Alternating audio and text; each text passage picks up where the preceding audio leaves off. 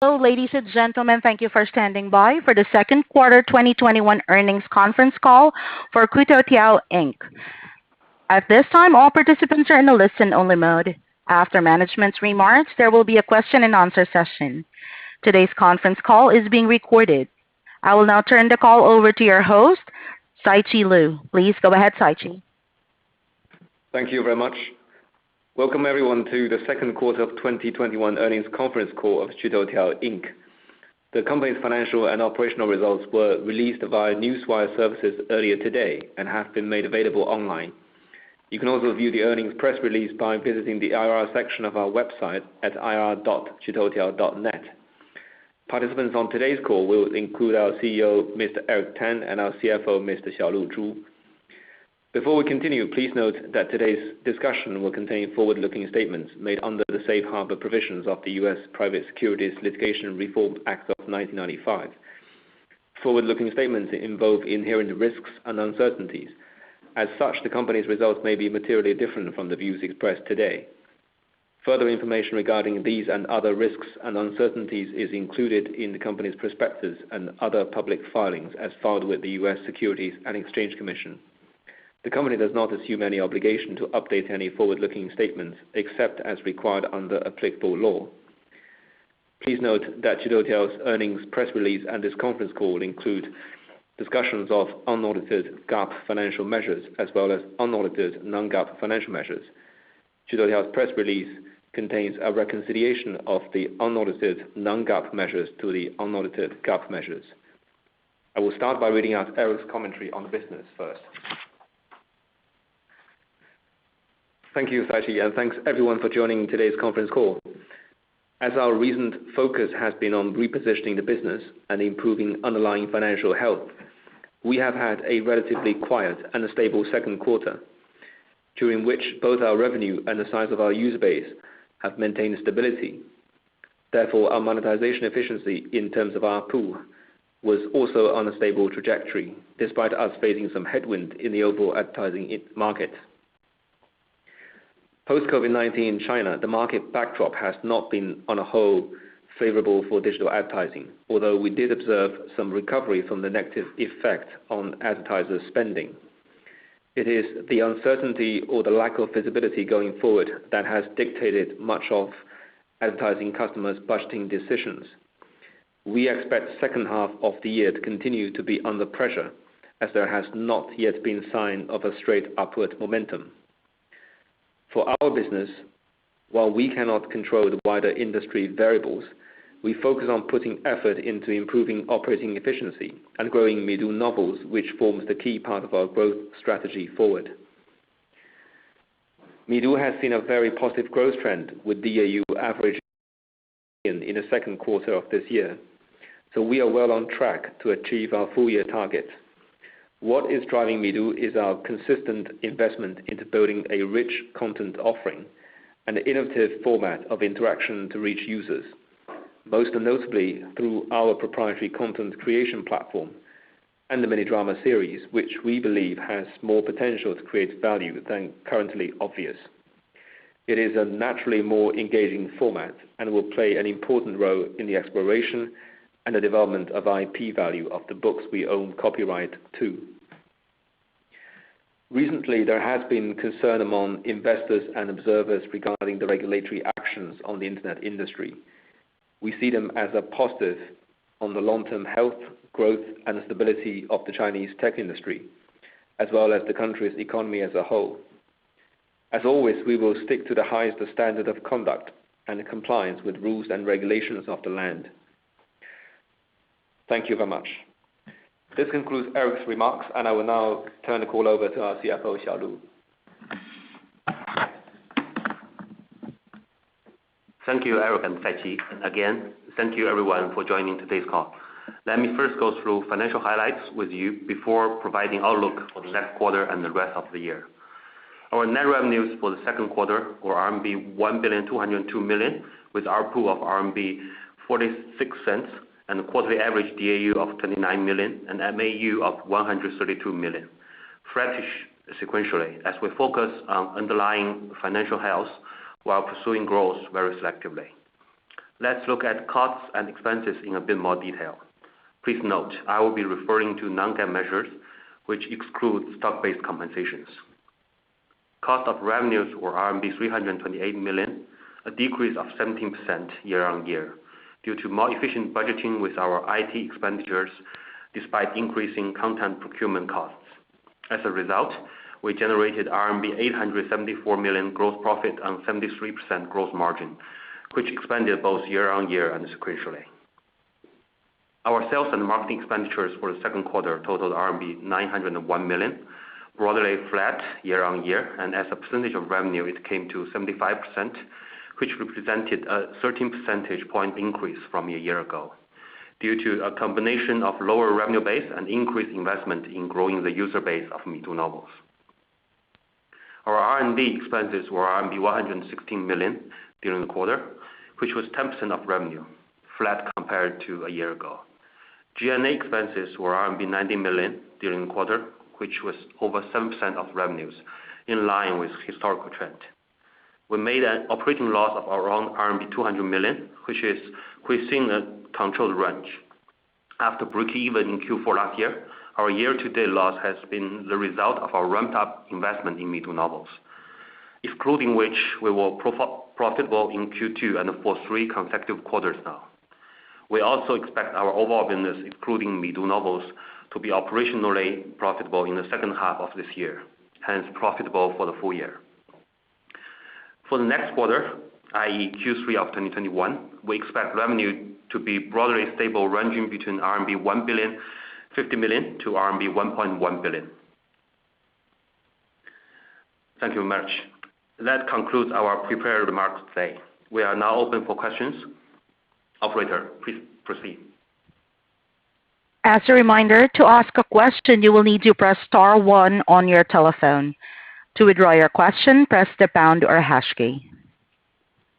Once again, if you wish to ask a question, please press star and the number 1 on your telephone keypad. Your first question comes from the line of Thomas Chong of Jefferies. Please ask your question. Hi, good evening. Thanks management for taking my questions. My first question is about the advertising outlook in the second half. Management have mentioned in the prepared remarks that the visibility is not so clear at this point. Just want to get some sense with regard to some of the key advertising categories like app downloads, e-commerce, and other key categories in terms of the advertising trend in Q3 and Q4, because our guidance are showing some softness on a sequential basis. Traditionally, Q3 should be a better quarter versus Q2. So just want to get some sense about the more stringent regulatory environments in some of the sectors and how might that affect Q3 and Q4, and when should we expect it to enjoy sequential growth again. And then my second question is about the sales and marketing. Looking at the user engagement is showing quite a very good progress per DAU basis. On the other hand, we are also seeing the acquisition cost is also rising very rapidly. So just want to get a sense about the market environment on user acquisition and how we should think about that going forward. Thank you. Thank you, Thomas. So regarding our first question, so for the overall outlook for the ad market in the second half, I think overall we remain very cautious as the industry and the economy continue to face uncertainties, both in terms of economic growth and recovery, and as well as in terms of regulatory environment. So we have witnessed our clients, our advertising partners has been more conservative in terms of ad spending and budgeting. So I think this will probably continue into the second half. Although overall, I think the recent regulatory campaign by the government is a good thing for the long-term health and stability of the Chinese economy and the society as a whole. And the company, we welcome this development, and I think we will continue to strive to meet the higher standard of compliance. But however, I think there will be some near-term uncertainties and impact on the overall ad market, especially in terms of advertisers' sentiment. So I think that explains the weakness in the second half, especially in Q3. In terms of ad categories, I think for us, because we have been doing some of the upgrade and operating efficiency improvement over the last 1 or 2 years, and we have seen KA, key accounts, taking a larger share of our revenue as partly as we up our standards when boarding new customers, and also because our relationships with the KAs have grown over the years. And also, I think for the second half, especially going into year-end, the e-commerce seasons, I think we probably will see increased revenues from the e-commerce players, especially in Q4. So regarding your second question on the sales and marketing, as you have already pointed out, our user engagement cost has been down a lot over the last few quarters. Now it stands at about 6 cents per user per day, and I think that will stand there for the foreseeable future. We don't have any plans to increase that, and I think that right now the amount of incentives we give to our users is about right to make sure that they stay with us without incur bigger expenses or loss for us. In terms of acquisition costs, that's mainly due to our increased investment into Midu. As we said at the beginning of the year, we plan to at least double the DAU of Midu for 2021, and so far we are well on track. Midu's DAU, average DAU has already been over 10 million in Q2, so I think we are going to see 12, 13, or 14 million DAUs by year end. So that's where we have been spending our money, and I think that's a good investment because we are getting very good ROIs, very good users from this marketing campaign on the Midu front. So this probably will continue for the second half of the year. And in terms of a longer period, for example, what about next year or the year beyond? I think it remains to be seen. It will really depend on whether we can still get better ROI and returns from the investment we made on the Midu front. Thank you. Thank you. Your next question comes from the line of Vicky Wei of Citi. Please ask your question. Good evening, management. Thanks for taking my question. So would management share some color about the latest regulation on data collection, security, and also algorithm recommendation? How will this impact the company and the advertising business? Thank you. Thank you, Vicky. As I said in the previous question, that I think overall we welcome the development in the regulatory environment. I think overall it's a good thing for the long-term health of the economy and the society. And as for us, we have kept up with high standards of compliance. And so overall, I don't think there will be much incremental impact, especially to Qutoutiao's business. As you know, content industry has been on a tightening cycle over the past 2 years.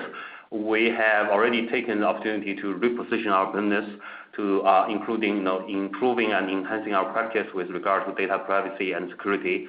So we will obviously continue to closely monitor the development on the regulatory front and make sure we meet all requirements.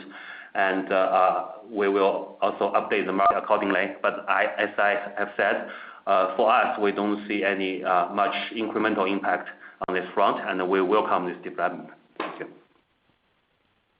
Thank you. Once again, if you wish to ask a question, please press star and the number 1 on your telephone keypad.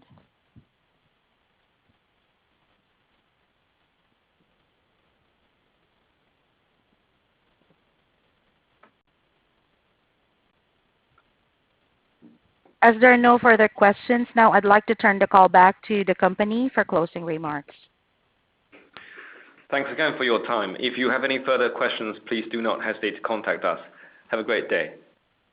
Thank you. This concludes this conference call. You may now disconnect your line. Thank you.